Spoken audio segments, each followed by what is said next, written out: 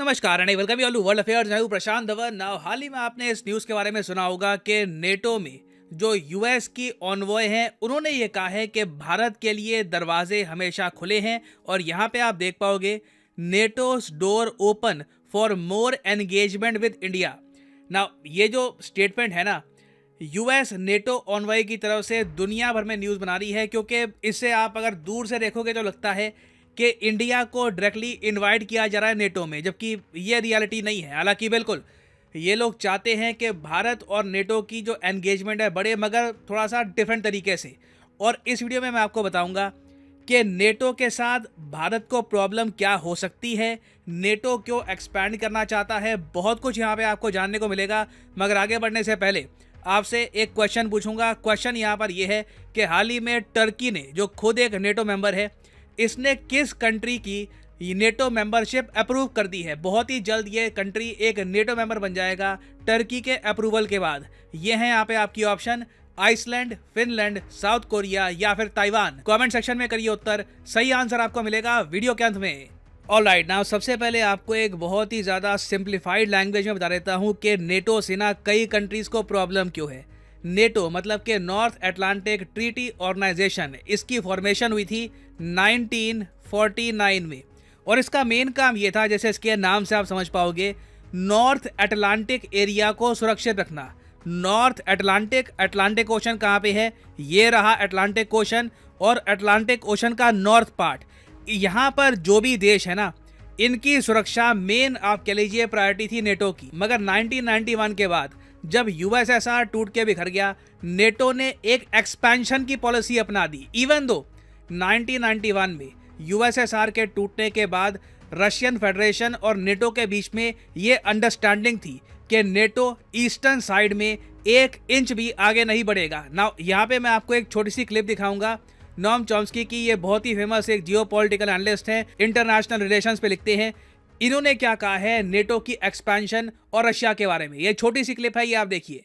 The idea that Ukraine might join a Western military alliance would be quite unacceptable to any Russian leader. This goes back to 1990 when the Soviet Union collapsed. There was a question as to what would happen with NATO. Gorbachev agreed to allow Germany to be unified and to join NATO. It's a pretty remarkable concession, with a quid pro quo that NATO would not expand 1 inch to the east. That was the phrase that was used. So Russia has been provoked? Well, what happened? NATO instantly moved to East Germany. Then Clinton came along, expanded NATO right to the borders of Russia. Now, यहाँ पे आपने सुना sentence क्या use किया गया था कि NATO 1990 का जो स्टांस था ना, उसके 1 इंच भी ईस्ट की तरफ नहीं जाएगा। मगर नेटो ने सारा ईस्ट छोड़िए, रशिया की बॉर्डर तक कंट्रीज़ को अपना मेंबर बना दिया और वहाँ पे अपने सोल्जर्स भी डिप्लॉय कर दिए। और जब यूक्रेन तक बात आ गई ना, तब कोई भी रशियन प्रेसिडेंट, चाहे पुतिन होता या कोई और होता, ये बर्दाश्त नहीं करता कि एक नेटो कंट्री बिल्कुल इनके सदर्न साइड पर एक बड़ी बॉर्डर ऑक्यूपाई करेगी। और उसके बाद हमने देखा है कि यूक्रेन रशिया युद्ध हो गया। दुनिया भर में इसकी वजह से आपके सामने है कितनी इकोनॉमिक प्रॉब्लम्स आ रही हैं। कई देशों में अनाज की कमी है, कई कंट्रीज लंबे समय तक कच्चा तेल परचेज नहीं कर पा रहे थे, हालांकि अब प्राइसेस कम हुए हैं। मगर यूक्रेन रशिया वॉर पूरी दुनिया के लिए एक कैटास्ट्रॉफी साबित हुई है। मगर नेटो यहाँ पर भी नहीं रुका। नेटो ने ना ये यूक्रेन वॉर जो है इसको इग्नोर करते हुए आगे ये भी सोचा कि हम इंडो पैसिफिक में भी जाएंगे। अब आप सोच कर देखो, जिस ग्रुप के नाम में है कि हम इस इलाके तक सीमित रहेंगे, जो ये एरिया है ना यहीं तक सीमित रहेंगे, अब ये लोग पहले तो यूक्रेन में गए, उसके बाद ऑल टुगेदर यहाँ पर भी अपनी प्रेजेंस बनाना चाहते हैं। और एक्चुअली कई देश हैं जिनके साथ नेटो ने कोऑपरेशन स्टार्ट कर दी है। इन कंट्रीज़ को नेटो कहता है नेटो +5 कंट्रीज़। इनमें ये सब देश आते हैं: ऑस्ट्रेलिया, जापान, न्यूजीलैंड, इजराइल और साउथ कोरिया। यहाँ पे पाकिस्तान को मत काउंट करना, वो अलग ग्रुप होता है, उसका नाम होता है यूएस नॉन नेटो एलाई। वो इंडिया नहीं बनना चाहता, उसका स्टेटस इतना स्पेशल भी नहीं है। मगर नेटो +5 में आप देखोगे ना, तो बहुत सारे इंपॉर्टेंट देश आपको दिखेंगे। इवन इजराइल भी इसका पार्ट है। और नेटो +5 में होने का सबसे बड़ा एडवांटेज ये है कि डिफेंस एग्रीमेंट जल्दी हो जाते हैं। कल को अगर मान लीजिए किसी कंट्री को हेल्प करने के लिए नेटो सोल्जर्स को आना है, तो अगर वो कंट्री नेटो प्लस कंट्री है तो बहुत ही जल्द नेटो वहां पे खुद को डिप्लॉय कर देगा। नाउ प्रॉब्लम देखो यहाँ पर ये है, इन नेटो कंट्रीज की आवश्यकता है खुद की रक्षा के लिए। ये बल्गेरिया, कनाडा, डेनमार्क, इटली, यहाँ के सैनिक ये इंडिया में आकर हमारी कुछ रक्षा करेंगे, हमारे किसी काम आएंगे? ऑब्वियसली नहीं। तो इवन दो यूएसए के कई सेनेटर्स ने काफ़ी बार कोशिश करी है यूएसए के पार्लियामेंट में एक रेजोल्यूशन पास करने की कि इंडिया को छठा मेंबर बनाना चाहिए of NATO plus countries, India खुद भी इस ग्रुप का पार्ट बनने में इंटरेस्टेड है नहीं। और इसके कई रीज़न है। पहली बात तो अगर भारत एक नेटो प्लस कंट्री बन गया तो आप मान लीजिए रशिया के साथ रिलेशंस हमारे बहुत ज़्यादा खराब हो जाएंगे। रशिया ने ऑलरेडी अपनी रीसेंट रिलीज हुई फॉरेन पॉलिसी में ये बात कैटेगोरिकली लिखी है कि अगर भारत अनफ्रेंडली स्टेट्स जो है रशिया की तरफ, जो अनफ्रेंडली स्टेट्स हैं उनके साथ अलायंसेस बनाता है तो रशिया रेजिस्टेंस देगा ना। ये स्टेटमेंट काफ़ी बड़ी एक चेतावनी भी है कि किसी अलायंस को ज्वाइन मत कर लेना। उसके अलावा देखो इंडिया इस ग्रुप को इसलिए भी ज्वाइन नहीं करना चाहेगा क्योंकि चाइना भी बहुत ज़्यादा कॉर्नर्ड फील करेगा इससे।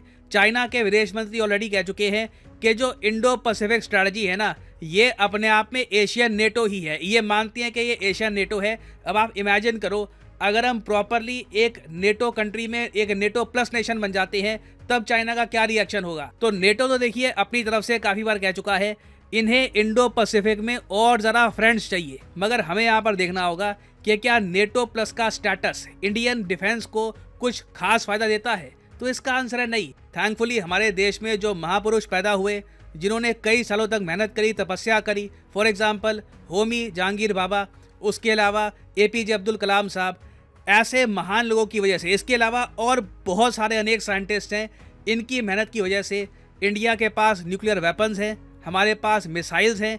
तो हमें कोई डेनमार्क का सिपाही नहीं चाहिए जो यूरोप से इंडिया में आएगा हमारी रक्षा करने के लिए। We can defend ourselves. और अगर यहाँ पे आपका क्वेश्चन ये है कि देखो कल को नेटो का जो आर्टिकल 5 है उसमें इंडिया उलझ गया, तो मान लो कल को नेटो फुल मेंबर बना देता है इंडिया और जापान को, तो चाइना अगर जापान को अटैक करता है तो इंडिया को भी मानना पड़ेगा कि इंडिया पे अटैक हुआ है। देखो नहीं, नेटो की चीफ ने भी और उसके अलावा नेटो के जो एम्बेसडर्स हैं उन्होंने भी ये बात क्लियर कर दी है कि इंडो पैसिफिक में ये 100% फुल फ्लेजेड मेंबर्स नहीं ढूंढ रहे। अभी के लिए ये एलाइज, उसके अलावा पार्टनर्स ये वर्ड यूज करते हैं, ऐसे कंट्रीज पर ये फोकस कर रहे हैं। नेटो प्लस को ये एक्सपैंड करना चाहते हैं। अभी के लिए जो प्रॉपर नेटो का जो एक मेंबरशिप का स्टेटस होता है जिसमें आपको आर्टिकल 5 की प्रोटेक्शन मिलती है वो अभी तक इंडो पैसिफिक में इंट्रोड्यूस किया भी नहीं गया। मगर मान लीजिए कल को इंडो पैसिफिक में ये वो वाला मॉडल लेके आते हैं, फुल फ्लेजेड मेंबरशिप दे देते हैं ऑस्ट्रेलिया को, जापान को, तब भी इंडिया को ऐसी मेंबरशिप सूट नहीं करेगी। कल को इनमें से किसी भी कंट्री पे अटैक हो गया तो इंडिया के जो न्यूक्लियर वेपन्स हैं उनका क्या यूज होगा, उस पर भी एक बहुत ही बड़ा प्रश्न चिन्ह आ जाएगा। तो नेटो का दरवाजा खुला होगा मगर मुझे लगता नहीं है कि भारत इस दरवाजे की तरफ बढ़ेगा भी। नाउ फाइनली वापस आते हैं अपने क्वेश्चन की तरफ से कि रिसेंटली टर्की ने अप्रूव की है नेटो मेंबरशिप किस कंट्री की। ये है यहाँ पे आपकी ऑप्शन। सही उत्तर है ऑप्शन बी, फिनलैंड। 2 देश हैं जो रशिया की डर की वजह से नेटो को ज्वाइन करना चाहते हैं, एक यहाँ पर फिनलैंड, दूसरा स्वीडन। स्वीडन की मेंबरशिप टर्की ने ब्लॉक कर रखी है ये कहकर क्योंकि स्वीडन में कुरान का अपमान हुआ था, टर्की की एम्बेसी के सामने कुरान को जलाया गया था, तो इसलिए स्वीडन को एंट्री नहीं मिल रही। मगर फिनलैंड, यहाँ पे आप देख पाओगे फिनलैंड जिसकी एक बहुत ही बड़ी बॉर्डर है रशिया के साथ, ये बहुत ही जल्द एक ऑफिशियल मेंबर बन जाएगा नेटो का। फाइनली यहाँ पर मैं ये भी ऐड कर दूं कि लाइफ में अगर आप एक बार प्रॉपरली एक एग्जामिनेशन की तैयारी करना चाहते हैं घर बैठे या काम करते हुए कहीं भी, तो अनअकैडमी के क्वालिटी कोर्सेज आप परचेज कर सकते हैं at a heavy discount. Simply जाइए कमेंट सेक्शन में, यहाँ पे आपको मिलेंगे एग्जाम्स के link. For example let's say आप प्रिपेयर कर रहे हैं यूपीएससी के लिए, तो यूपीएससी के लिंक पर यहाँ पे आपको करना है क्लिक और यहाँ पे आप कर सकते हैं परचेज यूपीएससी का कोर्स जिसके अंडर प्रीलिम्स और मेंस दोनों यहाँ पे आपके कवर होंगे। अगर आप चाहते हैं कि सिर्फ 3 महीने का कोर्स परचेज करना है या 6 महीने का फॉर द प्रीलिम्स, ये भी आप कर सकते हैं परचेज। मगर जो प्राइसेस यहाँ पर लिखे हैं ये कभी भी पे मत कर देना, सिंपली कोड यूज करो PD10 और अपने आप प्राइसेस गिरने स्टार्ट हो जाएंगे। You will be able to save a lot of money, so use the code PD10 and save money. So इसी नोट के साथ ये है वीडियो का अंत। Thank you for listening and as always God bless you all.